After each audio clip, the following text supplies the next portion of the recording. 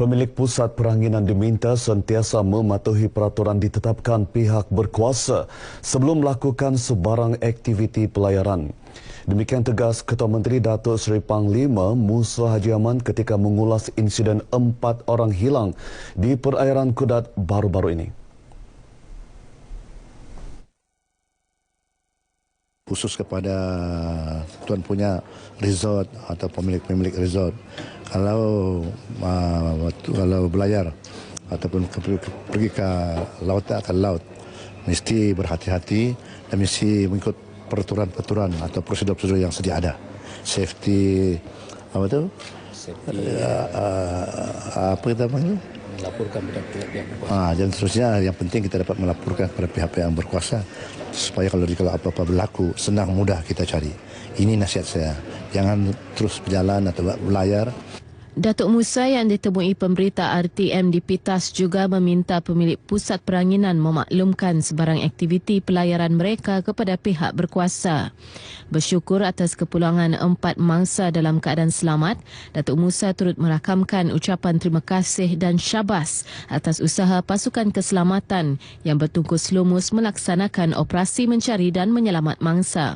Jumaat lalu, 4 mangsa hilang iaitu pasangan suami isteri warga Spanyol David Hernandez Gasula dan Martha Miguel, seorang warga Cina Tommy Lam Wayen dan wanita tempatan Armela Ali Hassan selamat tiba dengan pesawat milik Maritim Malaysia di lapangan terbang antarabangsa Kota Kinabalu.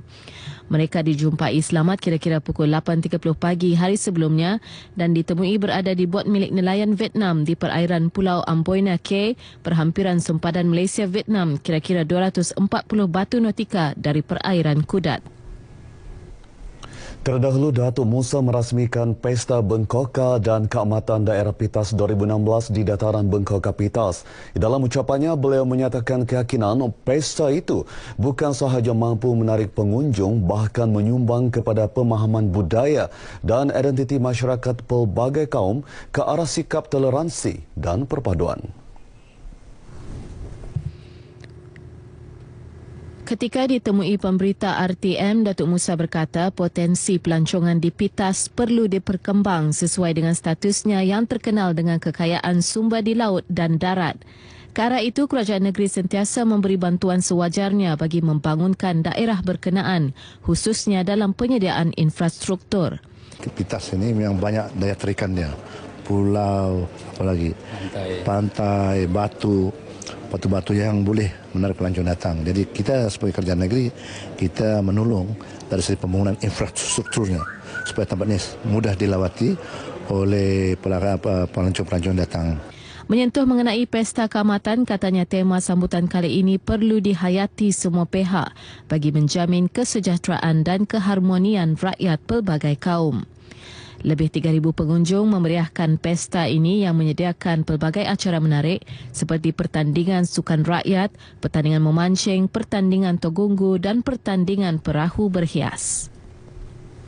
Persatuan Pemaju Perumahan dan Hartanah Sabah Syaridah mencadangkan agar Bank Negara Malaysia BNM mengkaji semula sistem permohonan pembiayaan perumahan yang dilaksana kebanyakan bank komersial di negara ini.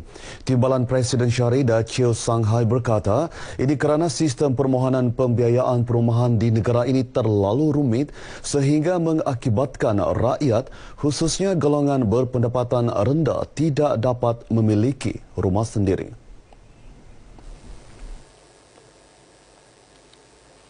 Menurut Chiu, berdasarkan kajian unit penyelidikan Hartanah Syaridah ke atas pemaju perumahan, 75.3% permohonan pembiayaan perumahan ditolak bagi nilai hartanah di bawah harga RM250,000 yang merupakan rumah mampu milik. Manakala lebih banyak pembiayaan diluluskan bagi kategori rumah bernilai lebih RM800,000. The rich will get access to the loan easier than the poor. Okay, and in short is you will end up a lot of people, we developer just sell to the rich, we are not interested to sell to the poor because all dejected. So in this case, the problem of affordable housing is still come back to the government. Jelas beliau, satu formula perlu dicari bagi mengatasi masalah pemilikan rumah golongan berpendapatan sederhana sebagaimana dilaksana Kerajaan Singapura menerusi Golden Care Program yang lebih menekankan skim pemilikan rumah sebagai sebuah pelaburan selepas bersara. Chiu bercakap dalam sidang media Syarida di Kota Kinabalu. Beliau berharap satu pertemuan di antara Bank Negara Malaysia dan pemaju perumahan diadakan bagi mencari penyelesaian isu berkenaan sekaligus membantu rakyat berpendapatan sederhana memiliki rumah sendiri. Timbalan Ketua Menteri merangkap Menteri Pembangunan Infrastruktur Tan Sri Joseph Perin Ketinggan semalam melancarkan logo, slogan dan maskot Tahun Melawat Tambunan 2017 VTBN 2017 bertemakan Amazing Experience the Seasons of the East. Pelancaran dilakukan serentak dengan sambutan Pesta Keamatan Peringkat Daerah Tambunan di Pisompuruan Square, Tambunan.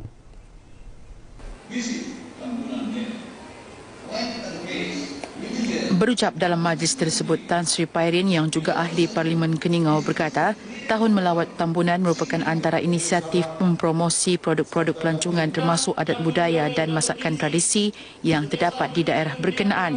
Usaha itu juga secara tidak langsung dapat meningkatkan pendapatan sosioekonomi penduduk melalui sektor penghasilan kraftangan, rumah inap desa, perhotelan selain mewujudkan lebih banyak peluang pekerjaan. Sehubung itu, beliau berharap kerjasama penuh daripada masyarakat setempat dalam menjayakan VTBN 2017 serta pengusaha sektor pelancongan di daerah berkenaan. Terdahulu, Tan Sri Pairin sempat meluangkan masa melawat gerai-gerai di sekitar tapak sambutan. Terdapat lebih 100 gerai menjual pelbagai barangan antaranya hasil pertanian, minuman dan makanan tradisi tempatan serta kraftangan. Sambutan Pesta Keamatan merupakan platform terbaik dan bermakna dalam memertabatkan adat dan budaya bangsa serta memupuk kesatuan masyarakat pelbagai kaum dan budaya di negeri ini. Timbalan Menteri Pendidikan Tinggi Datuk Mary Yap Khain Ching berkata, sambutan pesta berkenaan amat diperlukan dalam menyumai nilai dan sikap saling menghormati dan toleransi dalam kalangan rakyat. Menurut Datuk Mary, pesta ini juga dapat membantu membina generasi yang mampu mengekalkan semangat perpaduan dalam pembangunan ekonomi, politik dan sosial. Beliau menyatakan demikian ketika merasmikan Pesta Keamatan Peringkat Daerah Tawau 2016 di Dewan Masyarakat Tawau. Datuk Mary yang juga ahli Parlimen Tawau memberitahu sambutan kali ini turut mengetengahkan pelbagai pertandingan yang dapat menarik minat pengunjung antaranya pertandingan masakan tradisi yang bersifat kekeluargaan.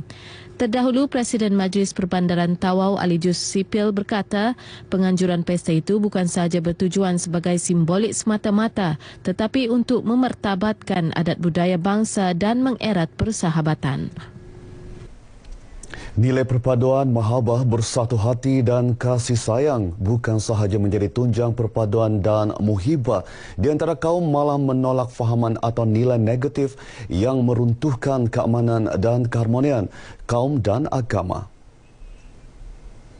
Beberapa gerai pameran yang diadakan oleh Pembantu Menteri kepada Ketua Menteri Datuk Haji Muhammad Arifin Haji Muhammad Arif berkata, nilai ilmu juga harus menjadi pelengkap kepada nilai murni dan positif rakyat dalam memastikan ketamadunan dan kemanusiaan terus menjadi penggerak kepada kesatuan dan kerukunan rakyat negara ini. Beliau ditemui media selepas merasmikan Semarak Komuniti 1 Malaysia K1M sempena Pesta Keamatan Peringkat Daerah Kecil Membakut 2016 di Dataran Membakut Jaya, Pekan Membakut. Datuk Arifin berkata ilmu berperanan penting menyemarak dan menghubungkan masyarakat tanpa mengira usia dan latar belakang untuk terus menimba ilmu sebagai perkara utama dan pertama dalam menentukan ketamadunan budaya dan bangsa sesebuah negara. Mengulas lanjut mengenai pewujudan Komuniti 1 Malaysia bagi Kadazan Dusun Murut, beliau yang juga wakil rakyat Membakut menyifatkan ianya merupakan satu pengiktirafan kepada usaha melestarikan kepelbagaian budaya, adat resam dan tradisi masyarakat tempatan negeri yang tidak terhad kepada nilai kemahiran, muzik dan makanan tradisi yang menjadi kekuatan etnik negeri ini. Program Semarak K1M sempena Pesta Keamatan yang sebelum ini dianjurkan secara bergilir antara Beaufort dan membakut akan dilaksanakan secara berasingan mulai tahun ini. Dalam majlis ini, Datuk Arifin turut menyerahkan replika cek berjumlah RM1,500 sumbangan K1M Jabatan Penerangan kepada Pusat Pemulihan dalam Komuniti PDK daerah Membakut. Ke arah memberi kesedaran kepada masyarakat Islam tentang pentingnya hukum halal dan haram dalam urusan ekonomi dan kewangan termasuk jual beli seharian, Pusat Zakat Sabah menganjurkan seminar fikih muamalat dengan kerjasama tabung haji, Bank Islam dan Takaful Ikhlas di salah sebuah hotel di Tawau.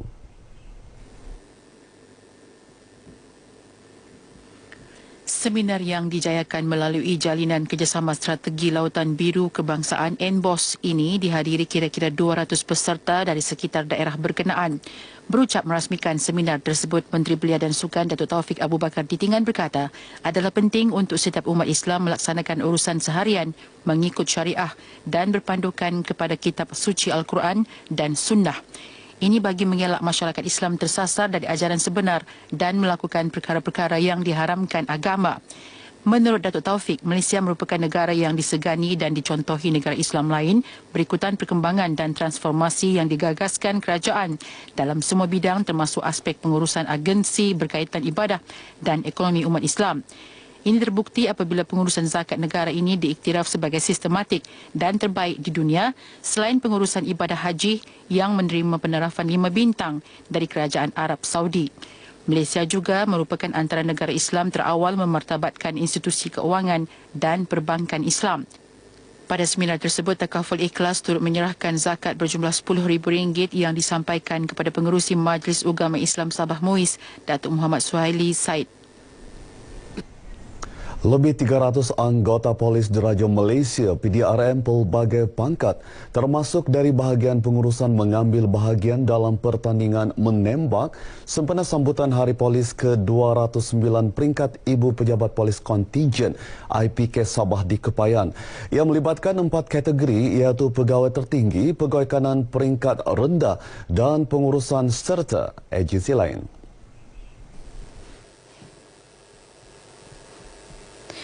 Berucap merasmikan pertandingan tersebut, Pesuruhjaya Polis Sabah Datuk Abdul Rashid Harun berkata, program ini bertujuan mengeratkan hubungan silaturahim dalam kalangan warga Polis Sabah.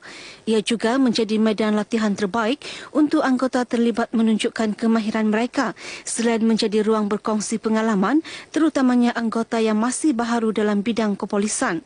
Pertandingan ini yang akan berakhir hari ini disertai warga polis seluruh Sabah dan wilayah Persekutuan Labuan. Hadir sama dalam majlis perasmian berkenaan Timbalan Pesuruhjaya Polis Sabah, Dato' Awang Sahara E.M. Nazir bersama Ketua-Ketua Jabatan IPK Sabah.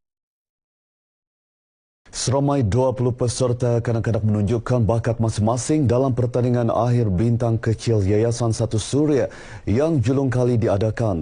2 kategori dipertandingkan iaitu kategori sekolah rendah dan kategori sekolah tadika dan prasekolah.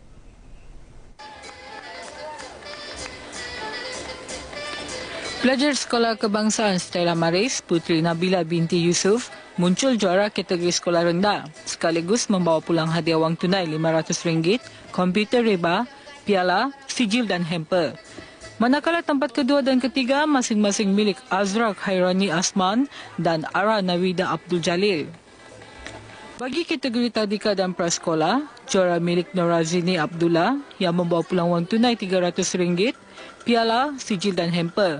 Tempat kedua dimenangi Nur Alfika Muhammad Al-Nazri dan tempat ketiga Cliff Russell Frederick. Menurut pengerusi eksekutif Yayasan Satu Suria, Datuk Hajaraya Erom, pertandingan ini bertujuan mencungkil bakat dan kreativiti kanak-kanak agar berani dan mempunyai keyakinan diri ketika berhadapan dengan halayak ramai. Beliau berucap demikian sebelum menyempurnakan majlis penyampaian hadiah pertandingan akhir bintang kecil Yayasan Satu Suria di Likas. Para pemenang juga akan membuat persembahan di Karnival Suria yang akan diadakan pada 28 dan 29 Mei ini di Likas. Seterusnya kita ikuti paparan pelbagai acara yang berlaku di Sabah dalam diari hari ini.